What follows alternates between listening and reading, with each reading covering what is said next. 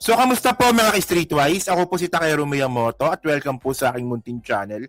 So, mga kababayan, no, may balita po ngayon na mayroon palang hakbang para po ipa-impeach si Presidente Bongbong Marcos. Oo. So, ewan ko ba dito, no? So, sabi dito, no, an impeachment complaint may be filed against President Ferdinand Marcos Jr.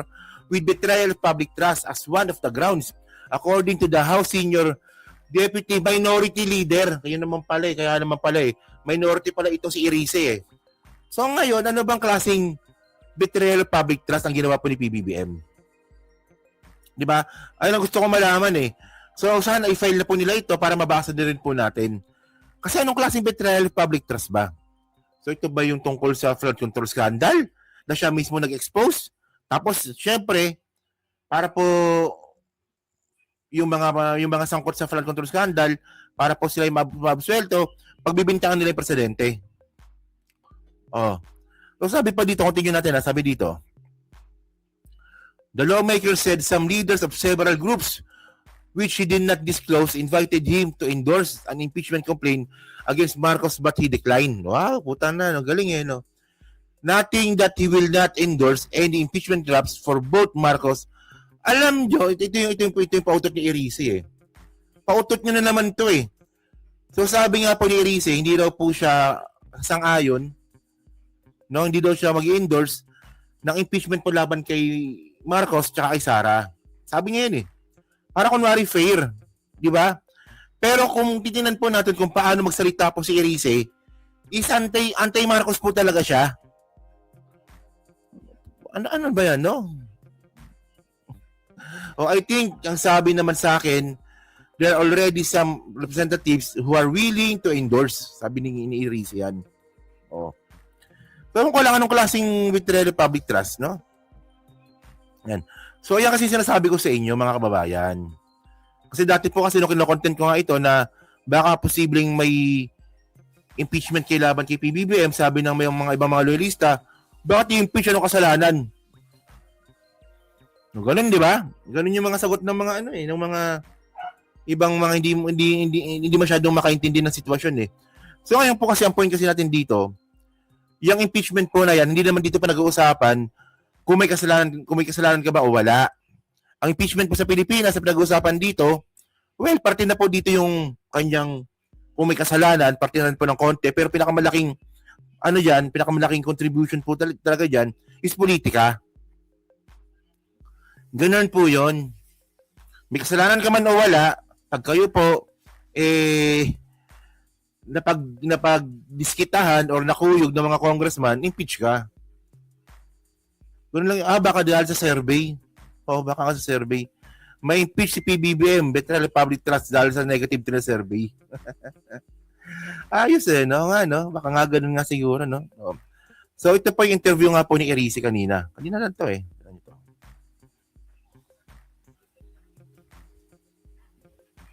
Mukhang medyo exciting yung House pa sa Pebrero dahil palagay ko hindi lang yung impeachment kay Vice President Sara inaulinigan ko, meron ding mga kongresista na magpa-file din ng impeachment laban naman kay PBBM. Kaya dalawa yung abangan natin. Pakiulit ko nga, may ilang congressmen ang magfa-file ng impeachment, hindi lamang kay VP Sara, kundi kay Pangulong Bongbong Marcos? Yes, yan yung naririnig ko. Di ba? So yan So may mga ibang congressman na magpa-file nga daw po ng impeachment laban kay PBBM. So, okay. Malupit, di ba? So syempre sabi dito, no, sumagot yan yung Palasyo. So sabi ng Palasyo, Palace dismissed impeachment plan versus Marcos. O, tingnan nyo to. Pati ito mga kababayan, hindi po maintindihan ng mga DDS to. Ito po. Ito pala. Ito. Share pala natin. Ito. Yan. Ito pala yun. No? Yan. Hindi pala. Ito. Yan. Si Yusek Clear. Oo. Sabi ni Yusek Clear yan, Yan. O, di ba? Ito po mga kababayan, pinost po ito sa GMA News at sa ABS-CBN. So, Palace dismisses impeachment plan versus Marcos. Alam nyo, yung mga bobong mga DDS, binasa ko po yung mga comment.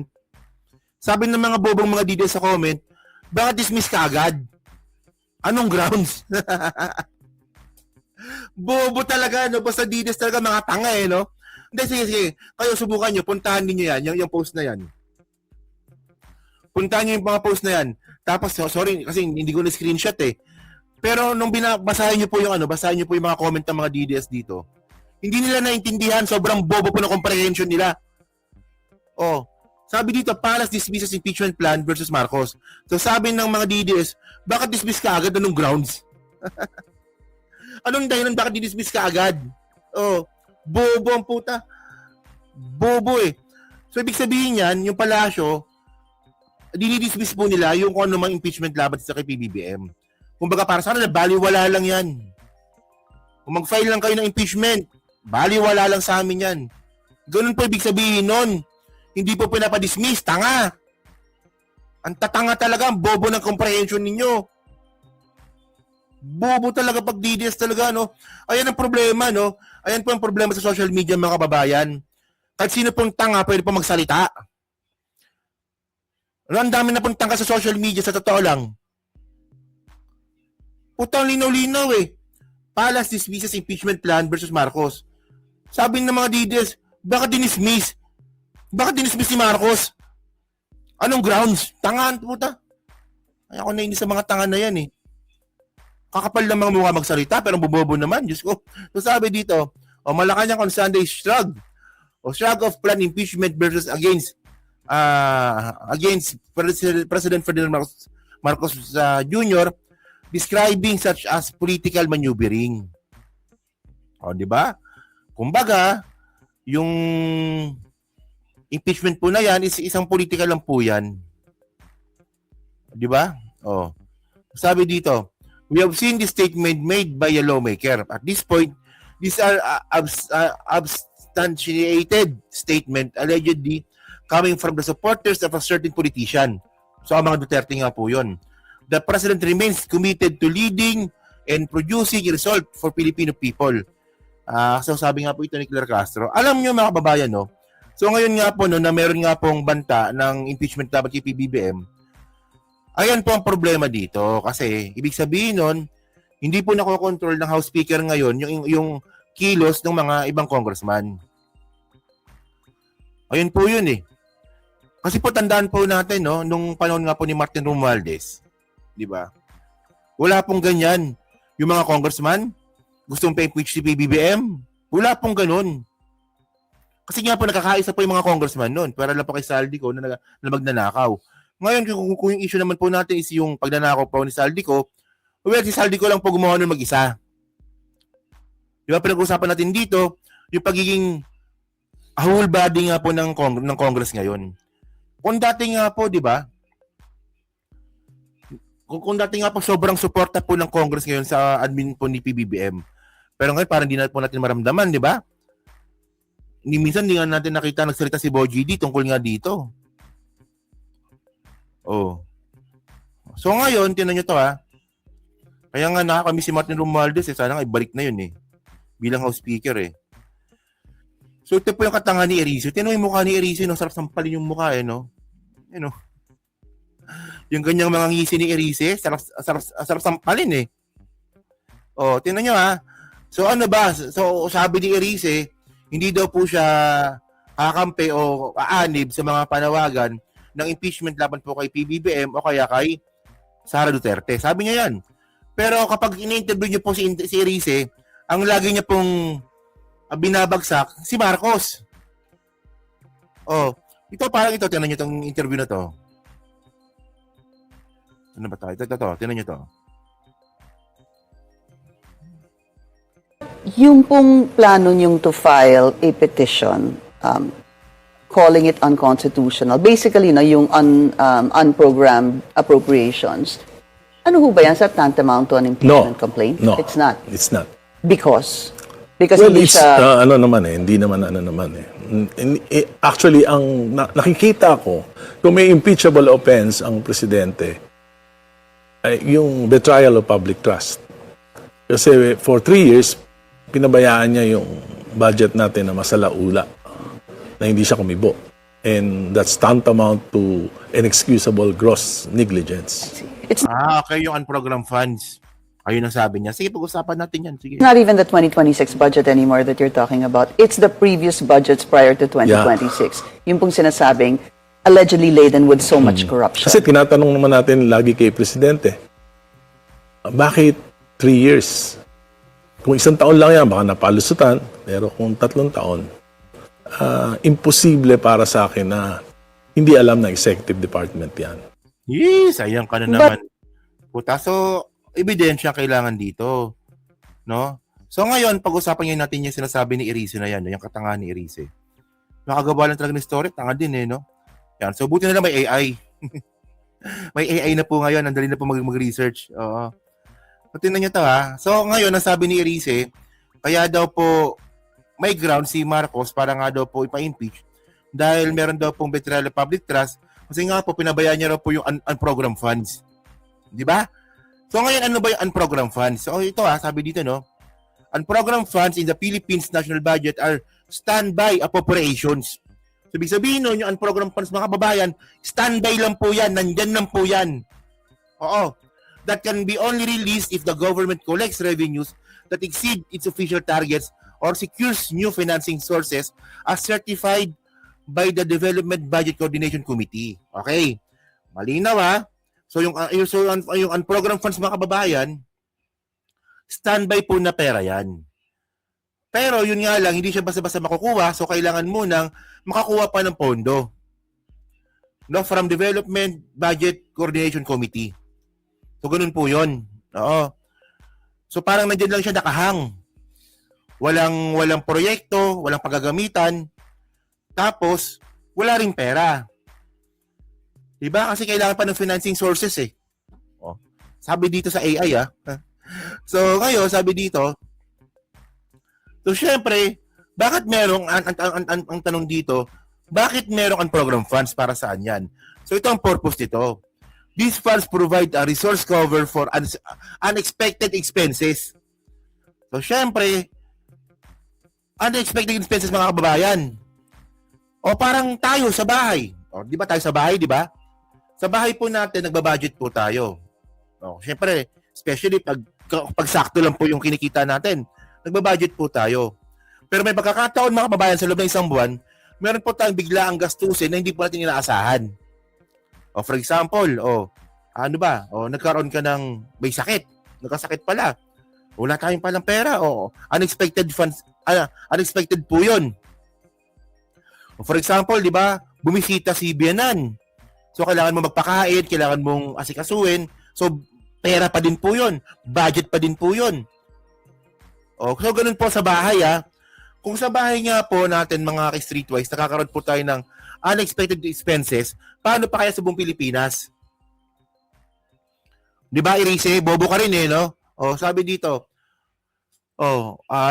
these funds provide a resource cover for unexpected additional support for infrastructure, social programs, foreign assisted project, and disaster response.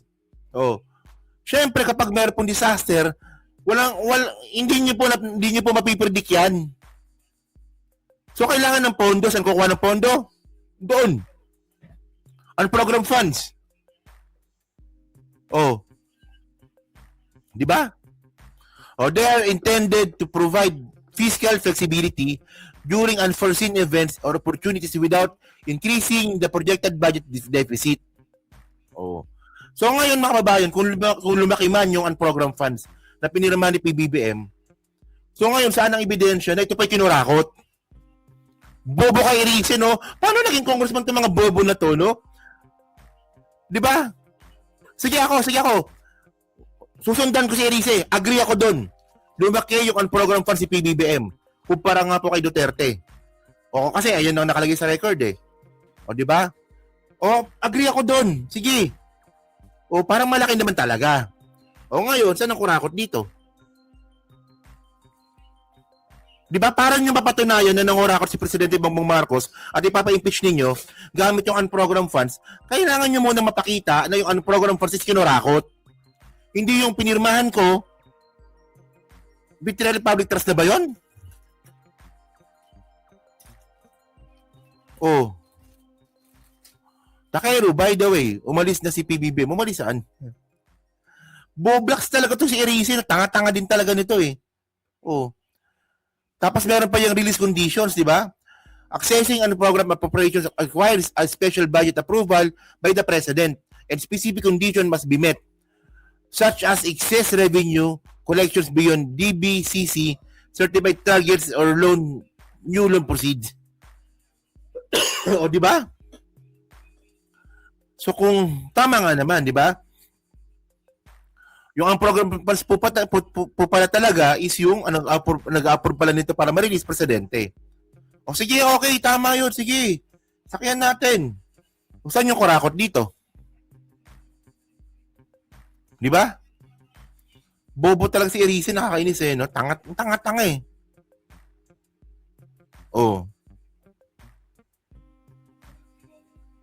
Ganun po dapat tayo mga babayan. Di ba?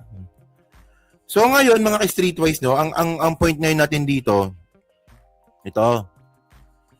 Ngayon, alam naman po natin no, na may mga congressman po ngayon na gusto na nga pong ipa-impeach si PBBM. Patandaan po natin, nung panahon nga po ni Martin Romualdez, di po nangyari po ito. Nung si Martin po yung House Speaker, nakarinig na ba kayo na may nag-file ng impeachment? O meron, di ba, si Cardema.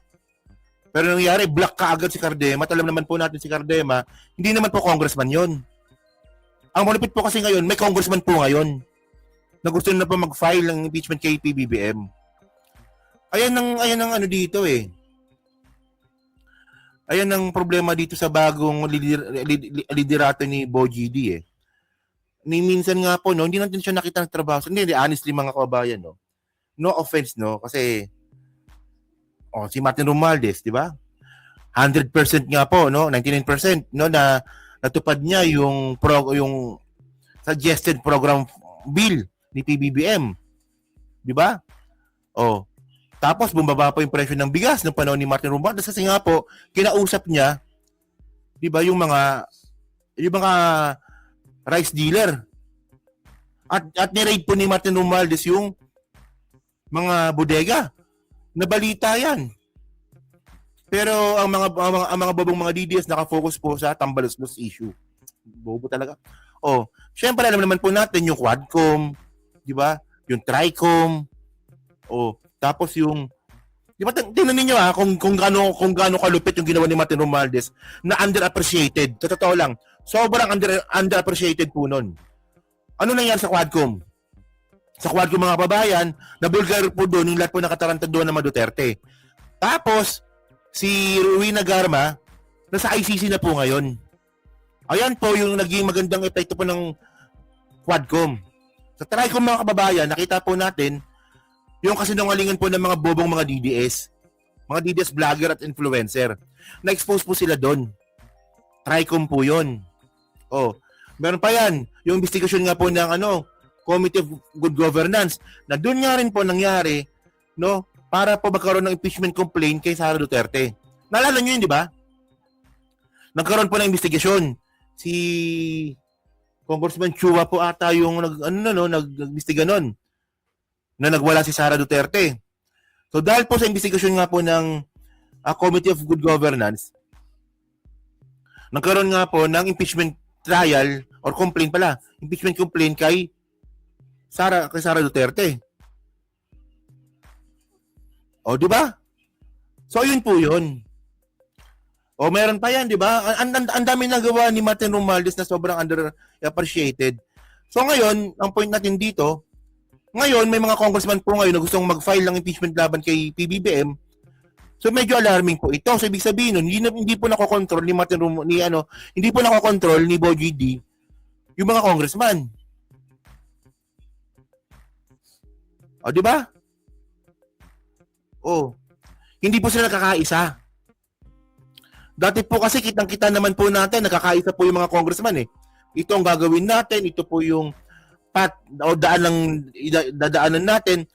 Kay Bo GD po wala. Bo GD wala, di ba? So yun mga kabayan, so kayo po, naman sabi nyo nga po dito, sa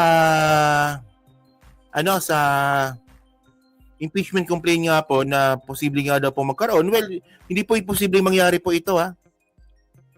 'Di ba? Hindi po ito imposible mangyari. Mangyayari po talaga ito na magkakaroon nga po ng impeachment trial or complaint. Complaint lang pala. O kay PBBM. Actually, parang malupit kasi ito eh. Binago po kasi ni Leonin yung sistema ng impeachment eh. So sabi kasi ni Leonin, pag ba nag-file, kailangang aksyonan ka agad. O di ba? So posible nga po na itong impeachment nga po laban kay PBBM is tanggapin po ito ni Luistro. Parang gano'n, di ba? Oh. So yan, so iwanan muna natin yung topic po na yan. No? So next topic po tayo. Okay, dito tayo sa ano. Ito magandang topic to. Madaming iiyak dito ng mga DDS. Tingnan nyo to. Ano ba tayo? Okay, yan. Madaming iiyak dito mga ka-streetwise. Tanginan to.